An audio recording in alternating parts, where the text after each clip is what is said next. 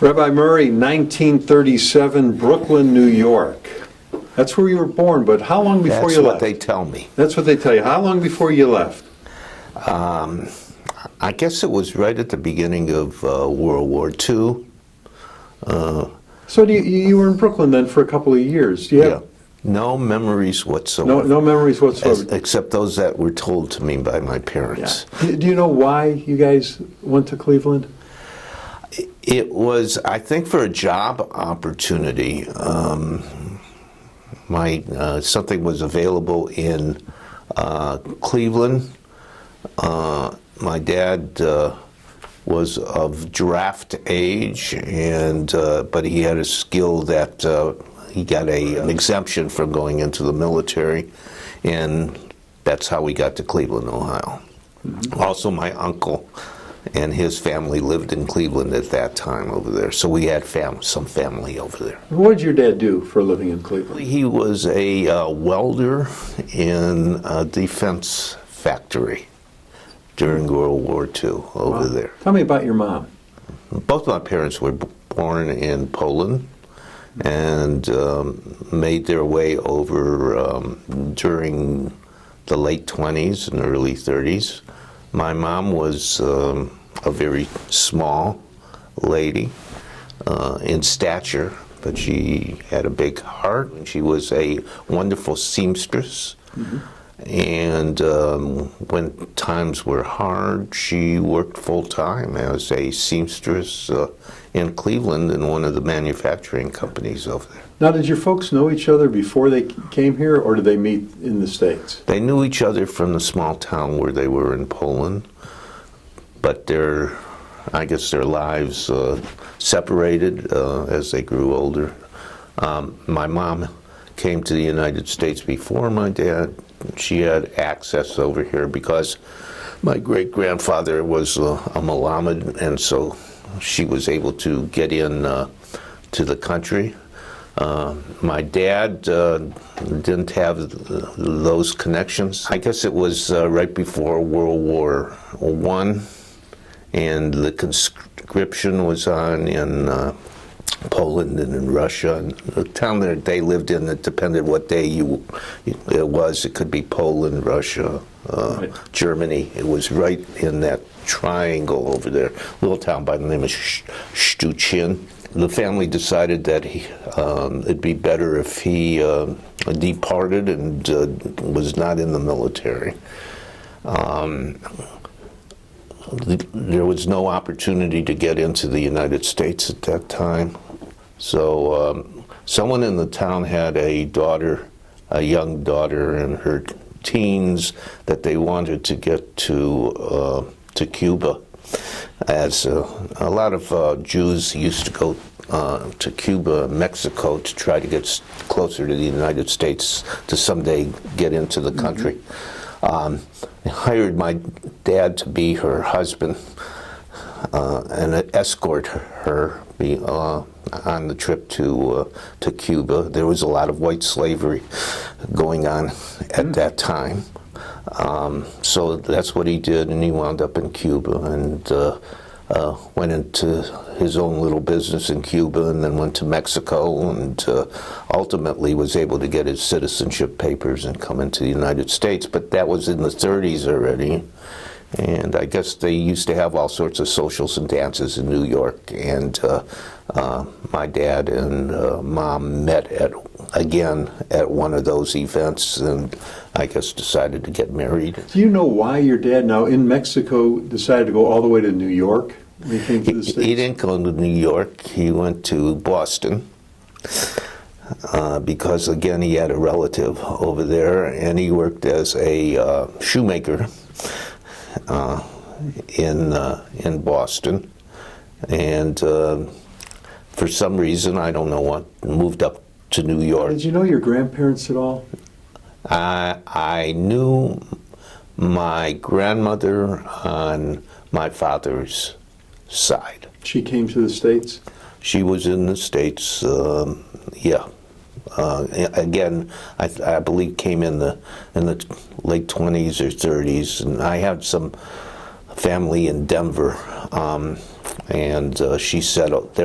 My dad had two sisters who came over from Poland, and she decided to settle in Denver where they were. Now, do you know, did your folks ever have communication with the family still back in Europe? Yeah, I guess so, through the mail, but Through letters. Through letters. Yeah. But of course, with what was happening in that part of the world, they lost track. I guess it was about 10 years ago.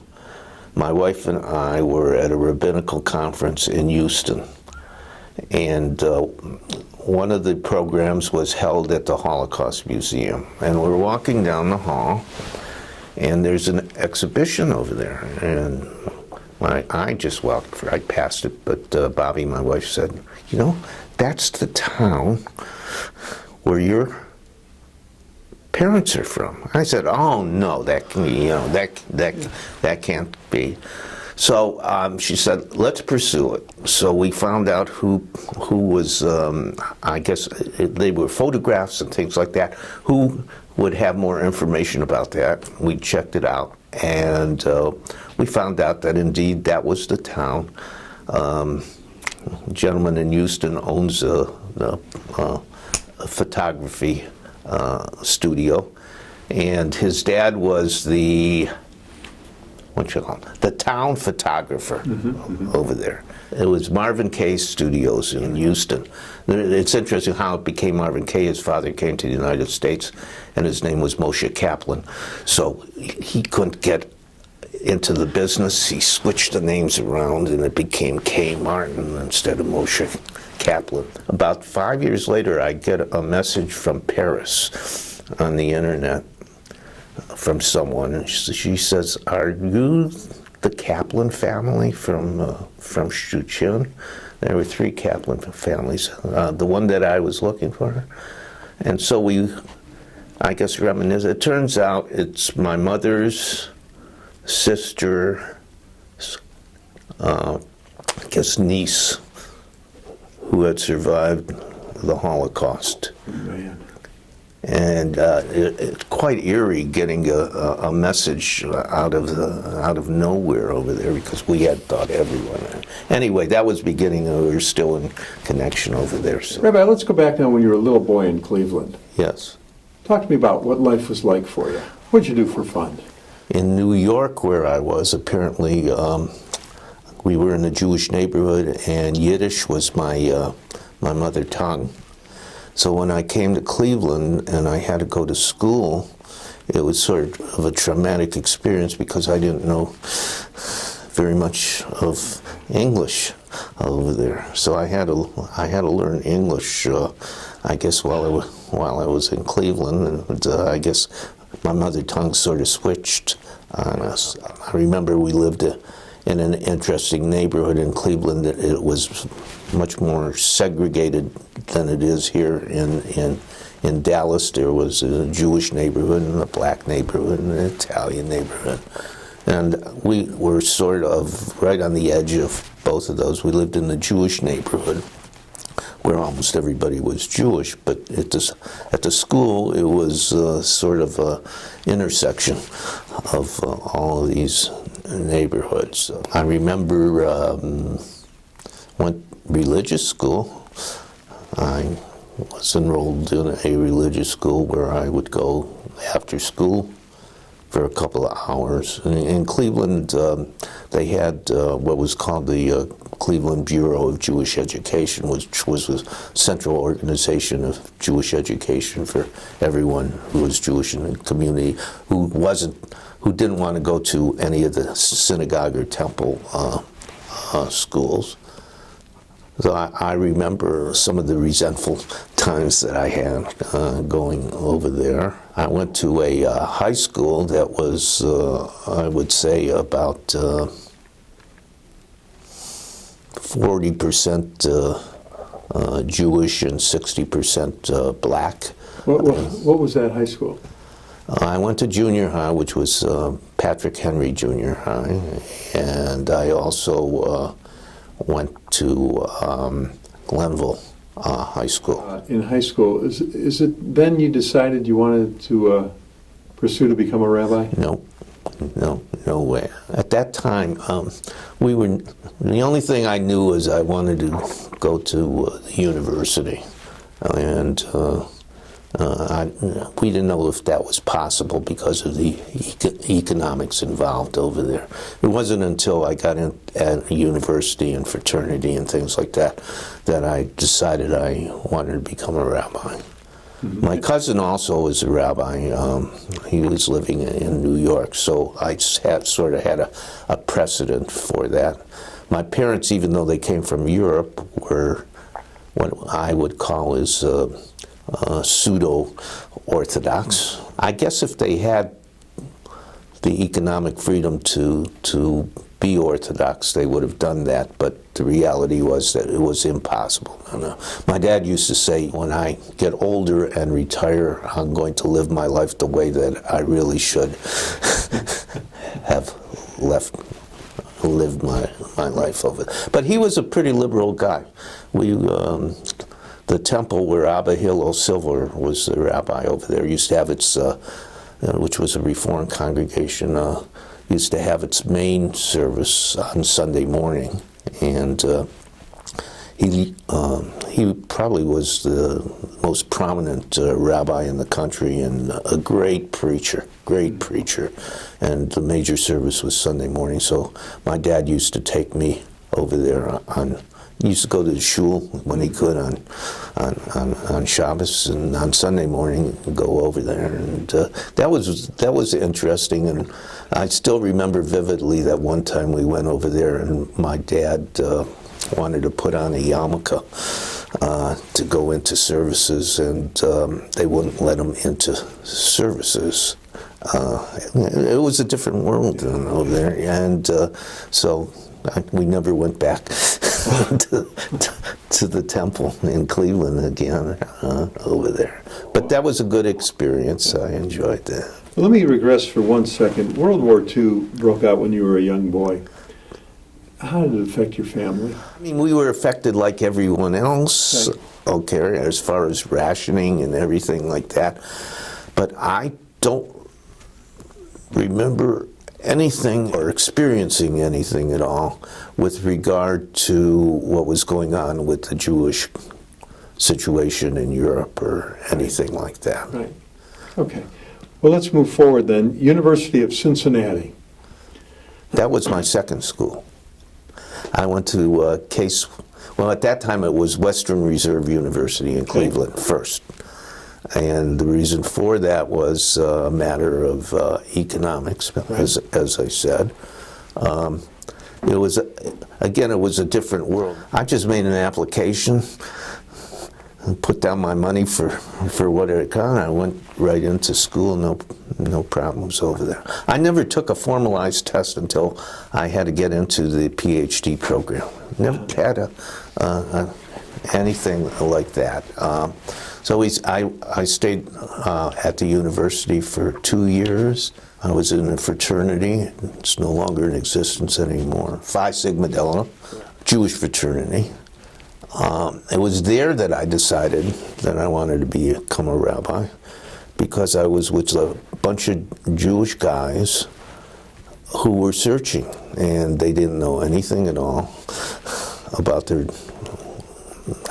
Jewish heritage. I guess that was the impetus that got me interested in being a rabbi, namely the opportunity to, help people learn about who they were. You still speak to these gentlemen? When I went back to Cleveland, maybe 5 or 10 years ago, I met with 1 or 2 of them, but I'm 76 years old, and I was probably the youngest one in the fraternity at that time. Did they ever know that they were the reason you became a rabbi? I think a couple of them. Well, 2 of my closest friends, and they were groomsmen at my wedding, went on to be prominent physicians, and one of them I'm still in touch with. Now, when did you meet your wife? I was at Hebrew Union College. I was sort of in rabbinical school. I transferred from Western Reserve to University of Cincinnati so that I could go into what they had then, which was a dual program where you could finish your undergraduate degree while you were working on your graduate degree, while becoming a rabbi. My parents eventually went into sort of the real estate business in Cleveland. They decided to move to Florida, and so they were in Florida. I was in Cincinnati, and the business, so to speak, was in Cleveland. So since I was closest to there, I became, I guess, the business manager while I was in rabbinical school. And it was maybe a 4 or 5 hour drive from Cincinnati to Cleveland. So I was in Cleveland one weekend, and I went in on a Friday. I was feeling lonely, so I went down to the Hillel House at Western Reserve, and there was this good-looking gal over there, and I thought, I can't lose anything by seeing if we'd like to go out on a date that evening, and that's where it began. And when did you guys get married? In 1963. We were married the day after I was ordained. Wow. So that was a full weekend. Then you volunteered for the Army. Yeah. If you're a clergy person, in order to get into the military, you have to volunteer. I guess the school and the reform movement of that time, the draft was on at that time, sort of felt that it was a responsibility to the Jewish community to have some rabbis in there. And I was one, I believe, of 5 in my class that ordained that right after ordination went into the military. I can honestly say that if I had my druthers, I probably would not have done that, but there was a necessity, a moral necessity, let's say, to do that. And so I went in the military in '63, right after we were married, got a direct commission as that time I think a first lieutenant. Had time for about a 3-week honeymoon, packed up our stuff. The chaplain school was in Fort Hamilton, New York, and Brooklyn at that time. Went over there for 2 weeks, and 8 weeks. And as luck would have it, my first assignment was at Fort Sill, Oklahoma, right down the road, and we were there for 2.5 years, and that's where my first child was born. It was the beginning of Vietnam. I was young and stubborn. I wanted an assignment in Europe for 2 years. The military would only give me 3 years. I said farewell as far as active duty is concerned. I still remained in the military in the reserves and stayed on until age 60 and ultimately retired with the rank of colonel. Okay. Well, tell us about your career as a rabbi now. When I got to Cincinnati, I was a junior in college, but also actually a second-year rabbinical student.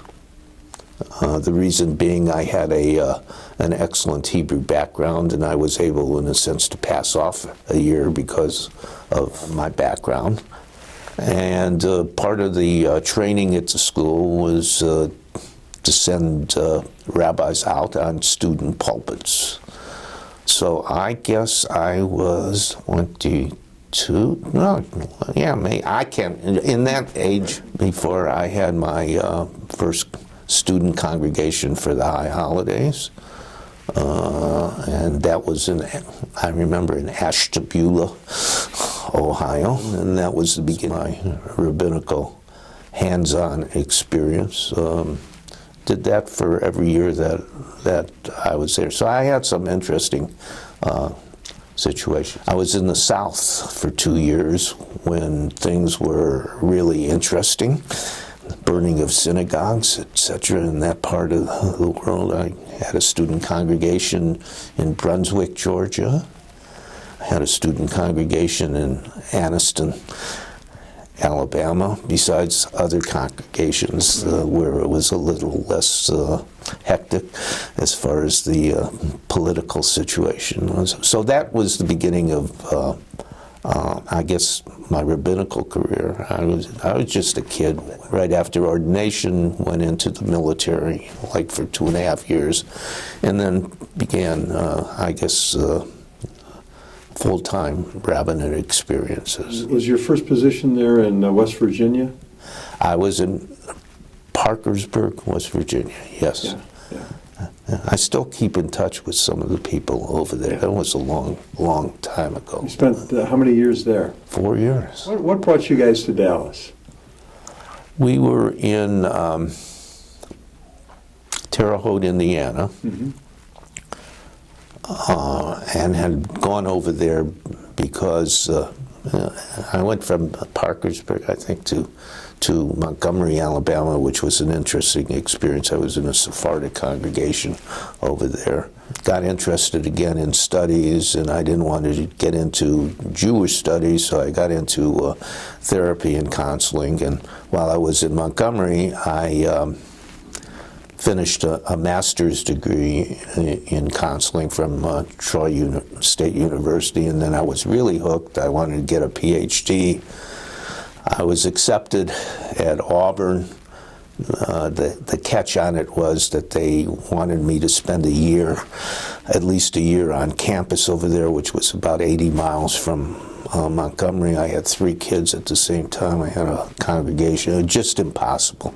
So we looked for a position in a college or university town, and we found Terre Haute, Indiana State University, and that was primarily why I went there. And the congregation knew that I wanted to work on my PhD while I was a full-time rabbi in Terre Haute.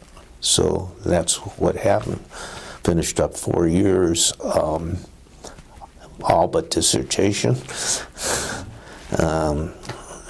Then out of the blue, I remember it was some morning, I get a telephone call from an old friend of mine from school, Rabbi Saul Besser, who was the senior rabbi at Temple Shalom over there, and he says, would you be interested in coming to Dallas? And we had talked about it because our kids were going into their preteen years, and we wanted to come to a community where there was a fairly large Jewish community. Right.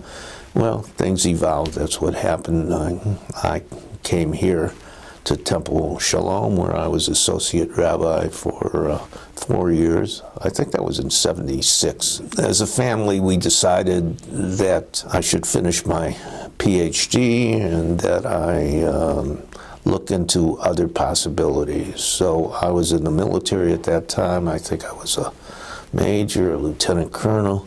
At that time, the budget for the military had all sorts of money roaming around. I found an opportunity to go for a year on active duty at Brooke Army Medical Center in the clinical pastoral education program. So I did that, finished my PhD. And did you go into private practice? a little bit into private practice, and then took this internship, or whatever you want to call it, at Fort Salmon. Basically, I commuted back and forth during the week and on weekends, and then when we came back, we decided to open our own private practice full-time. And that was you and your wife? Yes, she has a PhD in school psychology. Now, you're still doing that? Yeah, when it's slowing down a little bit. Yeah. When I resigned from Temple Shalom and went into, I still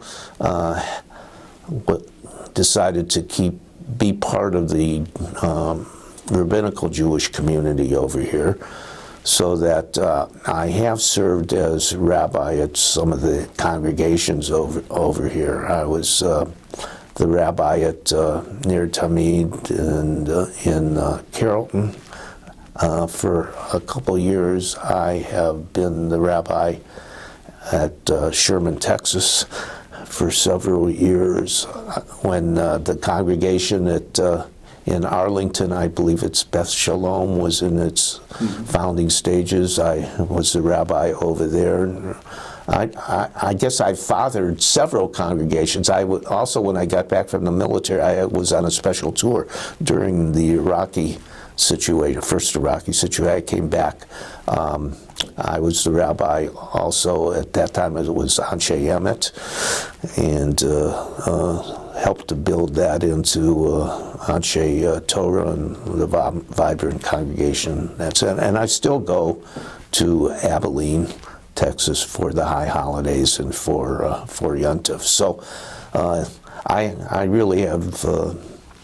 Well, and you're also the National Deputy Chaplain for the Jewish War Veterans of the USA. Right, and I just the Military Order of World Wars just had their international convention here in Dallas this weekend, so I'm going to be the Deputy Chaplain of that organization. Tell me about your involvement with the Jewish community here. That went with the job when I came. How have you seen the community evolve? Well, first of all, the size. Yeah. When we came over here, I think there were 5 congregations, so that it has grown immensely in numbers since we came over here, and was pretty divisive. There wasn't, compared to what there is now, I didn't see very much cohesion, except on emergency things like Israel rallies or things like that. Everybody was in their own camp. So size and I guess community cohesiveness is different. I think I've seen the community change also as far as observance. At that time, when I came here, I believe in '76, if you took a survey of the Jewish community, you'd find that almost everyone was associated with a congregation. I think the number of Jewish people at that time might have been 15,000 folks. Secondly, that if in the survey you asked Jewish folks what branch of Judaism it was primarily toward the Reform or the Conservative. The Orthodox community was very small. I think as I've lived here, I think the growth percentage-wise has been primarily in the traditional portion of the community. I think that the Jewish community mirrored the general community in the sense that when I came here, Dallas was a big urban area, but was not a large, sophisticated metropolis. So I think that change has occurred here in Dallas as well. It's become one of the major cities in the world as opposed to a major city in Texas. You were at Desert Storm? I was not there. Oh, okay. I was on duty at Desert Storm. Actually, we were in Israel right before it began, and we had tickets home on one of the airlines other than El Al. Everybody canceled their flights out of Israel. Wow. So, and I had to get back, and I was going to go to the embassy and get on a military plane with Bobbie, and ultimately El Al, the reason they stopped, the insurance companies would not insure the planes at that time. So the airline stopped, and the only one that was flying was El Al. Yeah. So it worked out better because we got a better flight on El Al. But that was a scary situation being in Israel at that time. What was the happiest time in your life? Our wedding day. We've been married for more than 50 years now. We both worked at it over there and still do to make it happen. The birth of our children, my first visit to Israel. My parents took care of our kids, and there was a conference of about a week in Israel, and we went there as attendees at the conference over there, but the rest of the time we really went as college kids, and so we just took our backpacks, and at that time it was safe to hitchhike all over the country, and it was a real good time over there. First child was born in Lawton, Oklahoma. Carrot at Fort Sill. Yeah. Where were your other two born? Alan was born in Parkersburg, West Virginia, and Heidi was born in Montgomery, Alabama. Karen was ordained as a rabbi. She's now on active duty as a chaplain, actually, at Fort Sill. My son Alan, he's married. They live in Denver. He is an attorney and works in the government, I guess, auspices and Social Security under fraud investigation, so be careful. And Heidi has a degree in social work. She is married, and she went to Atlanta originally. She was the assistant director of the Hillel House at Emory University. Been there for many years, met her husband. Currently, she's a life coach. And she also does some psychological work with testing and stuff like that for psychologists. Now, in your lifetime, you've lived through so many momentous occasions. Of course, as a young child, World War II came along. You were in the service during Vietnam time. Of course, there was at the beginning, the Kennedy assassination. Something good, the moon landing the first time in '69, and of course the tragedy of 9/11. Was there something that really stood out on the national scene that really affected you? I know exactly where I was when Kennedy was assassinated because I was on active duty at that time at Fort Sill. The base just went into high security. We had a special memorial service at the chapel. We had an ecumenical service, and then we had a special service for the Jewish community. We had a lot of Jewish servicemen at Fort Sill. That was a advanced training center for artillery. It was during the draft, and it wasn't unusual to have a couple of hundred guys and a few gals at that time, at services for Shabbat, Erev Shabbat, and Saturday morning. 9/11, I remember vividly because it's so close, but then also it was, I had a personal scare. Our son and grandson were visiting from Denver, and I drove out to the airport on 9/11 early in the morning to put them on a plane to Denver to go home that morning. And I came home and turned on the TV and saw, and we couldn't get in touch with them. They were in the air sometime in the middle of what was going on. So they were the last plane that landed at the Denver airport. So there was a period of time where Unknown, yeah. You and Bobbie have 3 kids, 4 grandkids. What advice does Grandpa, Rabbi, want to leave to the next generation? I just encourage each of them to be true to themselves and to maximize whatever potential they had within them.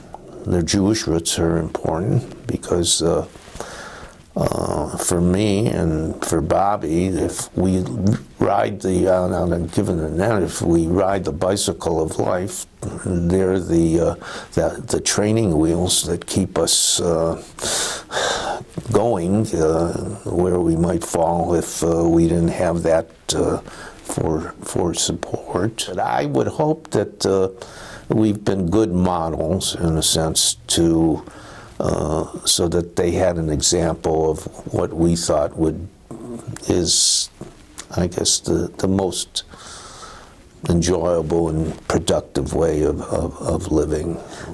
50th year as a rabbi. Yes, just celebrated that in June, as a matter of fact. Congratulations. Thank you. Thanks for doing this today. You're quite welcome. That was a good job. Great job. Thank you.